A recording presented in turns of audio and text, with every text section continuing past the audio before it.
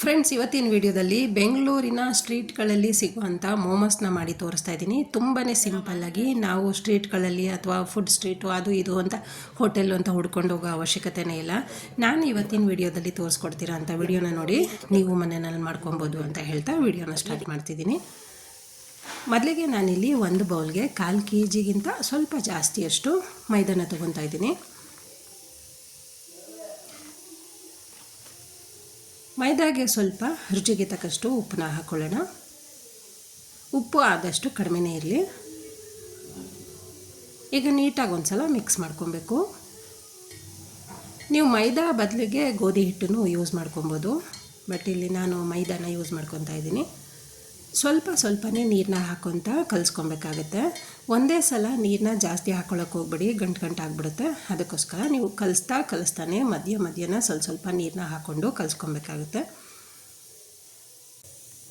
ಇವಾಗ ಹಿಟ್ಟು ಸ್ವಲ್ಪ ಕೈಗೆ ಅಂಟಿಸ್ಕೊಳ್ತಾ ಇದೆ, ಅದಕ್ಕೋಸ್ಕರ ಸ್ವಲ್ಪ ಎಣ್ಣೆನ ಹಾಕ್ಕೊಂಡು ಮತ್ತೆ ಚೆನ್ನಾಗಿ ಕಲಿಸ್ಕೊಬೇಕಾಗುತ್ತೆ. ನೀವು ಚಪಾತಿ ಹಿಟ್ಟನ್ನು ಯಾವ ರೀತಿ ಕಲಿಸ್ಕೊತೀರಾ ನಾದ್ಕೊಂಡು, ಅದೇ ರೀತಿ ಚೆನ್ನಾಗಿ ನಾದ್ಕೊಂಡು ಹಿಟ್ಟನ್ನು ಕಲಸಿ ರೆಡಿ ಮಾಡ್ಕೊಬೇಕಾಗುತ್ತೆ. ಒಂದು ಸ್ವಲ್ಪನೂ ಗಂಟು ಬರ್ದಿರೋ ಥರ ಕಲಿಸ್ಕೊಬೇಕು. ಇವಾಗ ಮತ್ತೆ ಇನ್ನೊಂದು ಸ್ವಲ್ಪ ಲಾಸ್ಟಲ್ಲಿ ಸ್ವಲ್ಪನೇ ಅಂದರೆ 1/4 ಸ್ಪೂನಷ್ಟು ಅಷ್ಟು ಎಣ್ಣೆನ ಹಾಕ್ಕೊಂಡು ಮತ್ತೆ ನೀಟಾಗಿ ನಾದ್ಕೊಂಡು ಹಿಟ್ಟನ್ನ ಮುಚ್ಚಿಡಬೇಕಾಗುತ್ತೆ. ಚೆನ್ನಾಗಿ ಕಲಿಸ್ಕೊಬೇಕು. ಹೀಗೆ ಚೆನ್ನಾಗಿ ಕಲಿಸಿದ್ಮೇಲೆ ನಾನು ಹೆಚ್ಚು ಕಮ್ಮಿ ಅರ್ಧ ಗಂಟೆ ತನಕ ಮುಚ್ಚಿಡ್ತೀನಿ. ಅಷ್ಟರಲ್ಲಿ ನಾವು ತರಕಾರಿಗಳನ್ನ ರೆಡಿ ಮಾಡ್ಕೊಬೇಕಾಗುತ್ತೆ. ನಾನಿಲ್ಲಿ ಎಲೆಕೋಸು ಮತ್ತು ಕ್ಯಾರೆಟು, ಕ್ಯಾಪ್ಸಿಕಮ್ಮು, ಈರುಳ್ಳಿ ಇಷ್ಟೂ ಚಿಕ್ಕದಾಗಿ ಹಚ್ಕೊಂಡು ಇಟ್ಕೊಂಡಿದ್ದೀನಿ. ನಿಮ್ಮ ಕೈಲಿ ಎಷ್ಟಾಗುತ್ತೆ ಅಷ್ಟು ಸಣ್ಣಗೆ ಹಚ್ಚಿಟ್ಕೊಬೇಕಾಗುತ್ತೆ. ತರಕಾರಿ ಹಚ್ಚೋದೇ ಮಿಷಿನ್ ಬರುತ್ತಲ್ವ ಸಣ್ಣಕ್ಕೆ, ಅದರಲ್ಲಿ ಹಚ್ಕೊಂಡ್ರೂ ನಡೆಯುತ್ತೆ. ಜೊತೆಗೆ ಇದಕ್ಕೆ ಸ್ವಲ್ಪ ಶುಂಠಿ ತುರಿ, ಹಾಗೆ 2 ಹಸಿರು ಮೆಣಸಿನ್ಕಾಯಿ, ಸ್ವಲ್ಪ ಕೊತ್ತಂಬರಿನ ಕಟ್ ಮಾಡಿ ಸೇರಿಸ್ಕೊತಾ ಇದ್ದೀನಿ. ಇವಾಗ ಇದಿಷ್ಟು ತರಕಾರಿನ ಒಂದು ತೆಳುವಾದ ಬಟ್ಟೆನಲ್ಲಿ ಹಾಕ್ಕೊಬೇಕಾಗುತ್ತೆ, ಯಾಕಂದರೆ ಅದು ರಸನ ಹಿಂಡ್ಕೊಬೇಕು.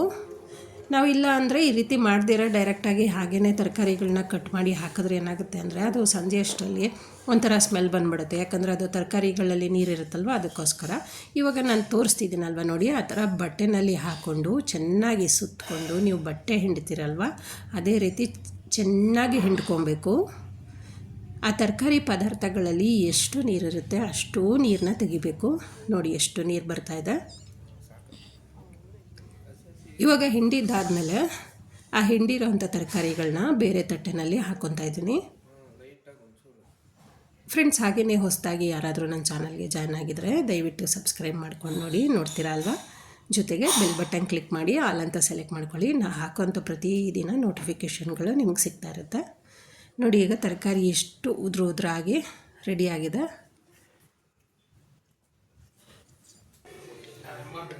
ನೋಡಿ ಕರೆಕ್ಟಾಗಿ ತರಕಾರಿಗಳು ರೆಡಿ ಆದಂಗಾಯಿತು.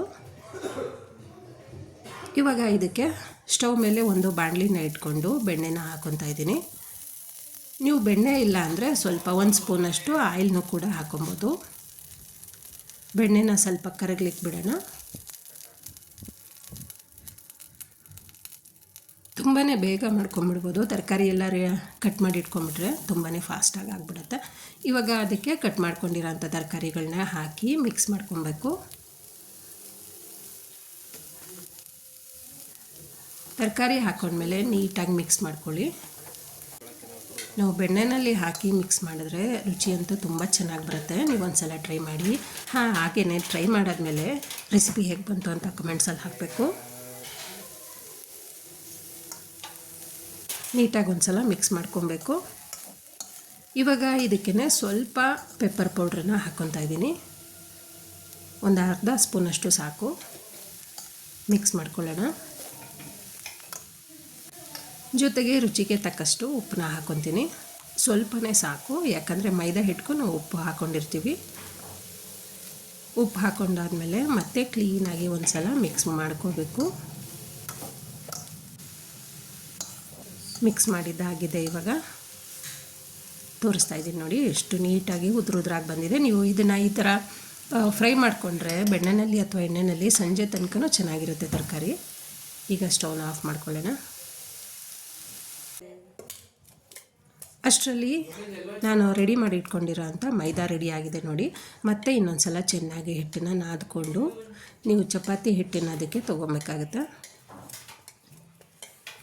ಇಲ್ಲಾಂದರೆ ಅದಕ್ಕಿಂತ ಚಿಕ್ಕದಾಗೂ ತೊಗೋಬೋದು. ನೀವು ಯಾವ ಸೈಜಲ್ಲಿ ಹಿಟ್ಟು ತೊಗೋತೀರಾ ಆ ಸೈಜ್ನಲ್ಲಿ ಮೋಮೋಸು ರೆಡಿ ಮಾಡ್ಕೊಬೋದು. ನೀಟಾಗಿ ಚೆನ್ನಾಗಿ ಉಂಡೆಗಳನ್ನ ಮಾಡ್ಕೋಬೇಕು. ಹಿಟ್ಟನ್ನು ಒಣಗೋದಕ್ಕೆ ಬಿಡಬೇಡಿ. ಇವಾಗ ಆ ಕಡೆ ಈ ಕಡೆ ಎರಡು ಕಡೆ ಮೈದಾ ಹಿಟ್ಟನ್ನ ಮಿಕ್ಸ್ ಮಾಡಿಕೊಂಡು ಚಪಾತಿ ಥರ ಲಟ್ಟಿಸ್ಕೊಬೇಕಾಗತ್ತೆ.